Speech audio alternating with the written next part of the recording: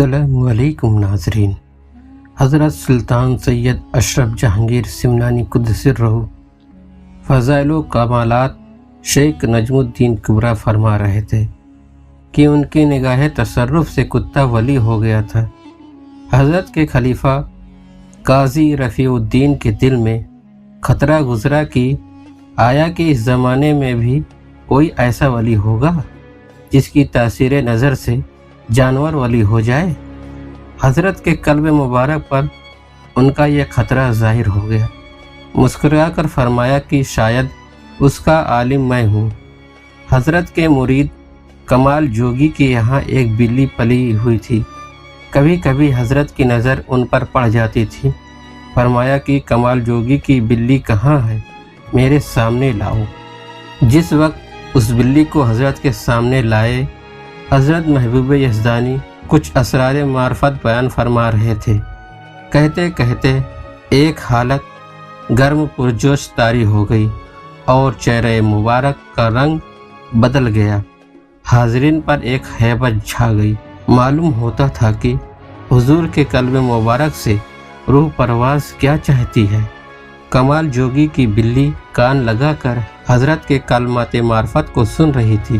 اس کی حالت یہ ہو گئی کہ زمین سے قد آدم اچھل گئی اور از خود رفتہ ہو گئی۔ ایک پہر تک بے ہوش پڑی رہی۔ جب ہوش میں آئی، حضرت محبوب یزدانی کے قدموں پر بوسہ دینے لگی اور آپ کے ارد گھومنے لگی۔ اس کے بعد جب کچھ کلام معرفت فرماتے تو حضور کی مجلس میں آ کر بیٹھتی اور سنتی۔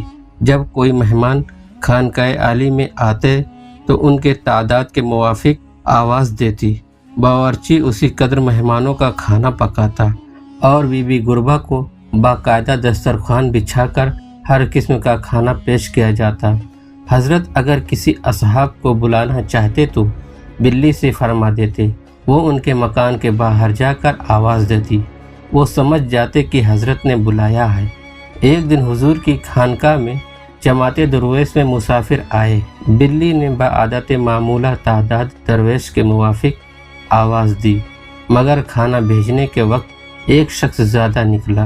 حضرت محبوب یزدانی نے بلی کی طرف دیکھ کر فرمایا کہ آج بلی نے کیوں کر خطا کی اور ایک مہمان زیادہ کی خبر کیوں نہیں دی۔ بلی فوراً باہر گئی، ان مہمان کی جماعت میں پہنچی، ہر شخص کو سونگتی تھی اور چھوڑ دیتی تھی۔ ایک شخص اس جماعت کا سر ہلکا تھا، جب اس کو سونگا تو اس کے زانوں پر جا کر بیٹھی اور پیشاب کر دی۔ حضرت نے جب معائنہ کیا تو فرمایا کہ غریب بلی کا کچھ قصور نہیں، یہ مرد بے خانہ تھا۔ وہ درویش کھڑا ہوا اور حضرت کے قدموں پر گر پڑا اور عرض کرنے لگا کہ 12 سال سے میں مذہب دہریہ رکھتا ہوں اور مسلمانوں کے لباس میں رہتا ہوں اور بزرگوں کے خانقاہوں میں پھرتا ہوں، اس نیت سے کہ کوئی میرا نفاق ظاہر کرے تو میں اس کے ہاتھ مسلمان ہو جاؤں۔ آج حضرت کی بلی نے مجھے پہچان لیا، اب میں توبہ کرتا ہوں اور مسلمان ہو جاتا ہوں۔ سبحان اللہ! کیا فضل و کمال حق تعالیٰ نے حضرت غوث العالم محبوب یزدانی سلطان سید اشرف جہانگیر سمنانی قدس سرہ کو عطا فرمایا تھا کہ جس کی تاثیر نظر سے بلی ولیہ ہو گئی اور حق کو باطل میں فرق کر دیتی تھی۔ حضرت نے اس دہریہ کو کلمہ پڑھا کر مسلمان کیا۔ اس کے بعد اس کو ضیافت و مجاہدے میں مشغول رکھا۔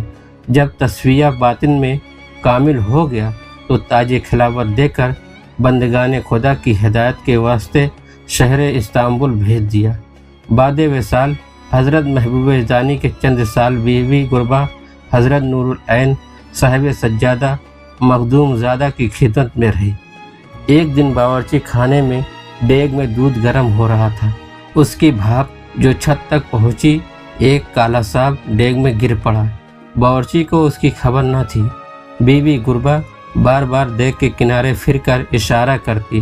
باورچی کہتا کہ جب دودھ تیار ہوگا تجھے ملے گا، تو کیوں گھبراتی ہے؟ یہاں تک کہ باورچی نے بیوی گربا کو جھڑک دیا اور وہ سمجھی کہ باورچی میرا اشارہ نہیں سمجھتا۔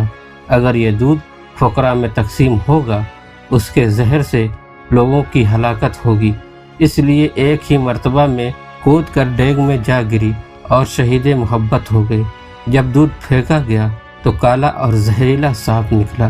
حاجی الحرمین حضرت سید عبد الرزاق نور العین رضی اللہ تعالیٰ عنہ نے کہا کہ اس غریب بلی نے اپنی جان فقیروں پر قربان کر دی، اس کو ایک قبر کے اندر دفن کرو اور اس کا روزہ تیار کرو۔ چنانچہ مزار بی بی گربا آستان عالیہ سے پورا جانب مقام دارالامان میں موجود ہے، اور ان کی مزار پر یہ تصرف ہے کہ اگر کسی کو جن یا شیاطین ستائے اور بی بی گربا کے مزار پر جائے تو وہ آصف زدہ چیختا ہے اور شور کرتا ہے کہ بی بی گربا مجھ کو پنجہ مارتی ہے، میں توبہ کرتا ہوں کہ اب اس کو نہیں ستاؤں گا۔